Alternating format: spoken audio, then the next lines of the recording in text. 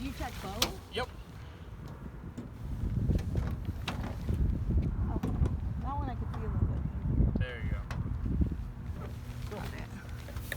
Alright, then we'll come around to the front and over here. And this is where the engine is, and then where the oil dipstick is. So if you come around on this side, you'll see there's a yellow cap right there. We'll twist it out. Watch it. So a little bit. We just make sure we have no less than 3 quarts. So our 4 quarts is perfect. Okay. Put that in. And you see this little square thing right there?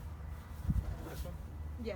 Go ahead and pull that, and you'll see fuel come underneath the airplane, like that.